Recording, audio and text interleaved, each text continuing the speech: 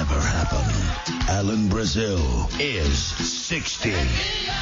Alan Brazil's Big 6-0 Celebrity Breakfast, live from Alan's favourite Essex Temperance Hotel.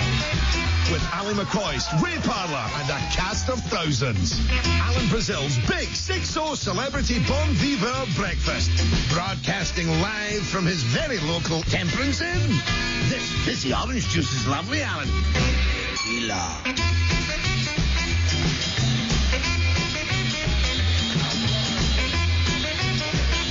Good morning and welcome to Alan Brazil Sports Breakfast with ArnoldClark.com. Myself, Alan McCoist, the Romford Pelly, Arsenal Invincible Raymond Parlour.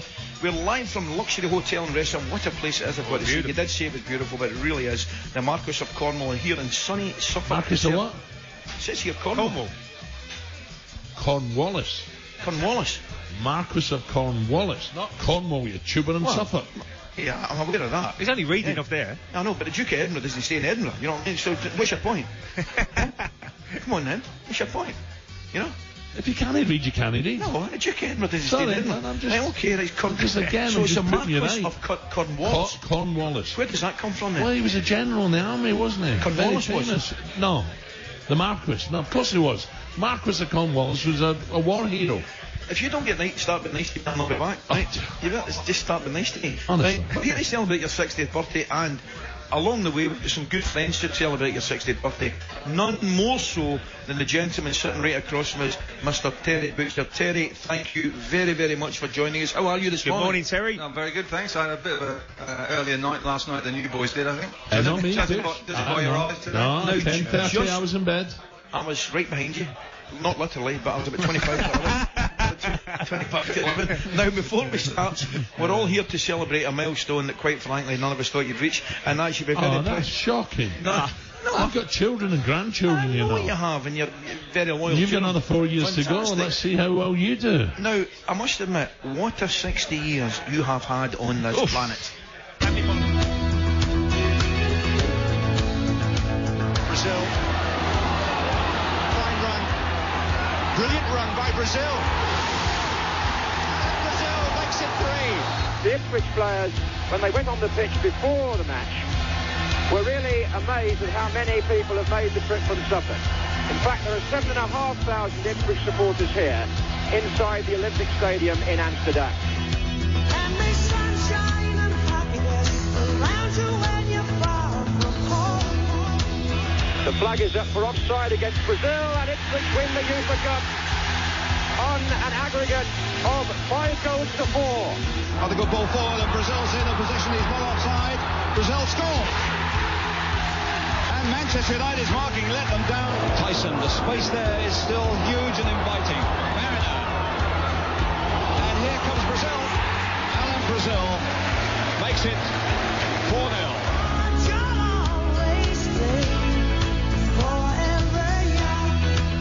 Brazil scored easily. It's Wales 0, Scotland 2. Brazil. And Brazil's still there, has a look to see. Oh, what a cheeky one. Brazil's in there. Oh, that's a fine goal, Alan Brazil. After 54 minutes.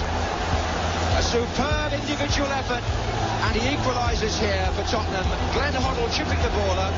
Gary O'Reilly a useful header on. But watch Brazil. Left foot acrobatics in the corner.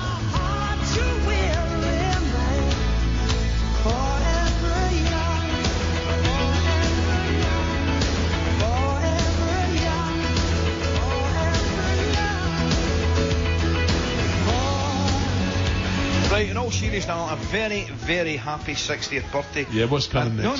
No, and after almost 20, this is unbelievable, 20 years in the radio, right? That's incredible, well done, what an achievement. Some may forget that you also had an incredible career playing the game you love talking about. So whilst we're sat down here in beautiful, and it is beautiful Suffolk, with one of your greatest teammates, Terry Butcher, we want to bring Terry in, and we want to find out more, if we can, Terry, about Alan.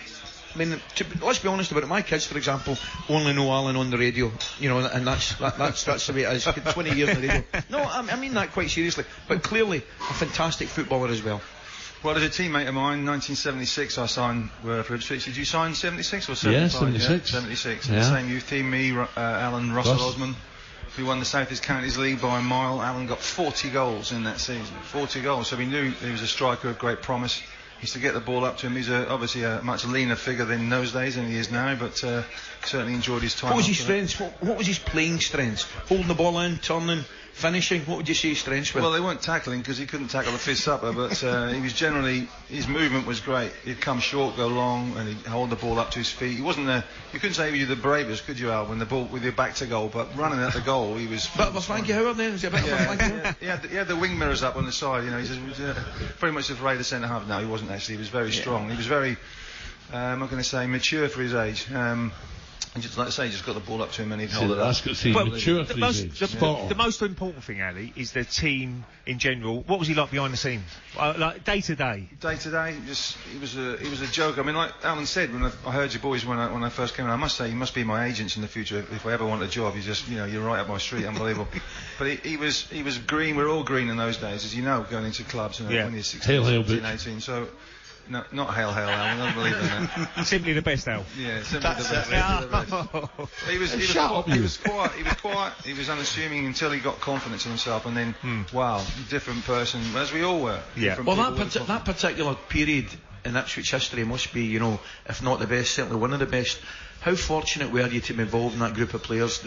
I mean, seriously, we talk about, for example, the Man United youth, the boys coming through, Giggs and Beckham and all that, but in Ipswich history, that period must be up there with the best. Well, it was unbelievable. I was an Ipswich Town supporter, still am an Ipswich Town supporter. In '75, got to the semi-final of the Cup and robbed by Clive Thomas, the referee, to refereeing decisions, 2 goals disallowed. I see you're over that. You're over that. I'm over that. Still having therapy on that and other things as well. But no, it was a generation that came through. Bobby Robson was in charge. 75 team, then the team that won the Cup in '78. We were behind the scenes playing in the first team, made our debuts for that as well. Remember Al going away '77 to Hawaii. First ever trip we had because the boys had home internationals. He still wears the shirts to this day. You put some suntan lotion in it. There's a few stories I can tell and a few stories I can't tell, but it was a great trip. And but steady. I think we all certainly like matured with the boys. You had good leaders: Kevin Beattie, Mick Mills, Alan Hunter. You know that trip to Hawaii. I'll tell you what Bobby done to me, right? Trevor Wymark at the hump. Something was wrong, and he said he fell out with Bobby. Right? He said, I'm not going to Hawaii, right? And he said, no, you are. You're not going to Hawaii? Yeah, absolutely. He said, you be there at 10 o'clock, the bus, you get on that bus, right? And he looked at me and says, by the way, pack a bag, because if he doesn't come, you can go. Bobby Robson. I'm standing out, he wouldn't let me on the bus, I'm standing outside the bus with a bag. And all the boys saying, here he comes now, it's just Trevor. And he's I'm coming round the corner, here he comes. I'm standing like a lemon with a bag, dying to go to Hawaii, and I had to wait, and they give him an extra 7 minutes, said, right, get on the bus, you're going. What a disgrace. And did Trevor Wymark... He never went? No, he never went, no. Is that right? Yeah. Yep. We got to Hawaii, it was cloudy as hell, I played cards with Gatesy, lost all my spending money in the first 3 days. It was cloudy as hell, we're on the beach, we all got sunstroke through the cloud. I was in bed for 3 days. Butch, what again? We had to celebrate the Jubilee, Silver Jubilee as well, Mr. Pat. That was 1977, wasn't it? I remember. John Cobbold brought us down from our rooms, called us up to our rooms, had to go and celebrate the Queen's Jubilee, which we did with Mai Tais. Couldn't get up and walk after that, after about 6 hours on the Mai Tais, but I think that was our story of our careers later on, wasn't it? Was you playing in the game when he scored 5 goals, Butch? No, I wasn't playing in that one, I think. And he squared it, he was on the 6th goal, he squares it. I think I was in hospital then. Yeah, What were you Southampton, wasn't it? Well, I tell you, he's a good. Well, that was. When was it? 16th of February. Yes, Keegan Shannon Ball, but Shilton wasn't in goal. Right. Who was in goal that day? Do you remember who was in goal for Southampton that day?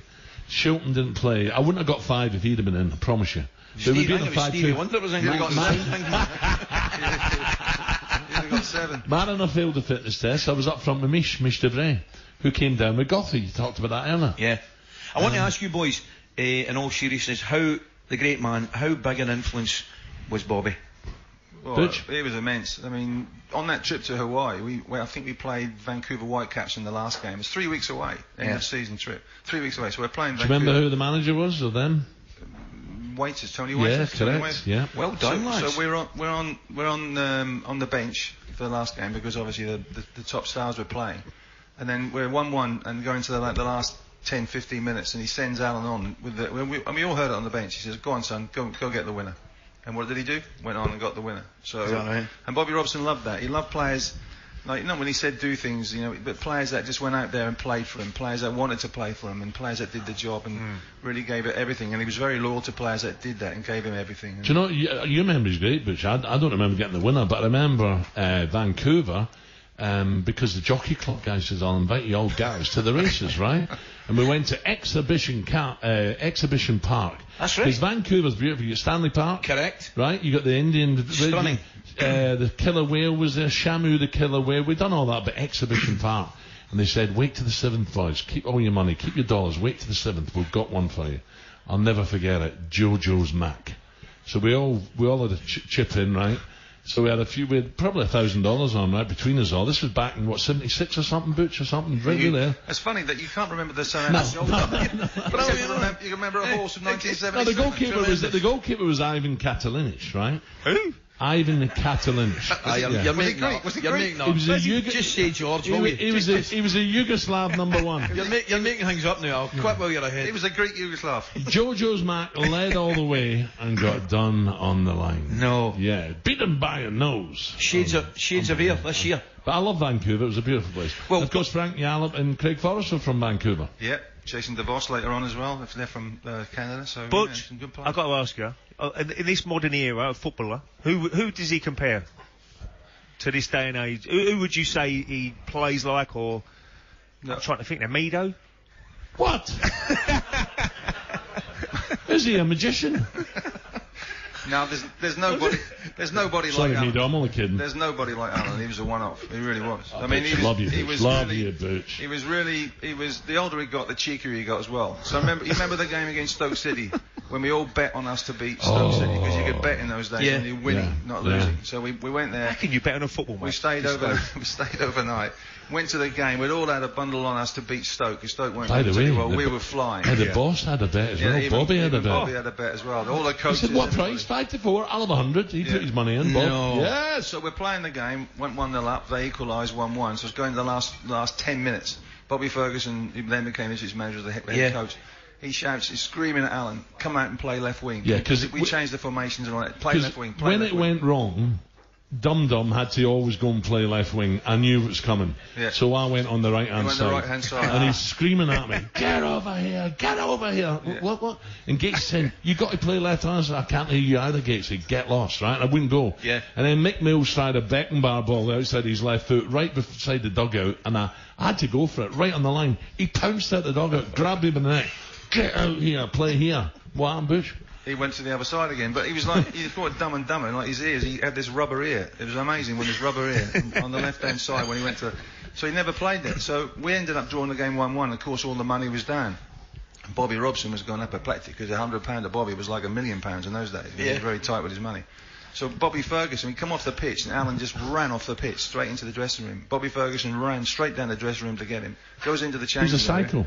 And in those days with the big bath, the big communal bath we had, it was only filled up to about your knees with really, really hot water. They filled it up with hot water, and then you had to put the cold water in when you came in, and it was boiling hot water. So Alan he's about 5 yards ahead of Bobby Ferguson, jumps into the water, right across to the other side. It's about 20 feet to the other side, and it's boiling hot water, and Bobby Ferguson wouldn't go in the water. And Alan's just standing there on the tiles with his studs on, his kit on, and Bobby Ferguson says, you come here, Brazil, I want to kill you, So I'm holding my ears. I can't hear you, And in the end, I said, I'll get lost, and off his gear came, right, here we go, right, it's punch-up time, innit? It was bound to happen, right? We hated each other. Come on then, right? And just as he was getting his last shots off, and he fancied himself a bit, And I looked at the door, and all the heads around it was like the seven dwarfs, whoa, fight. And just as he was about to dive in, Bobby Robson grabbed him. And I'm like, come on then. All of a sudden I got brave. But he was a psycho, the guy, but unfortunately he's passed. Talking of bets, we'll find out what the odds are next for call. The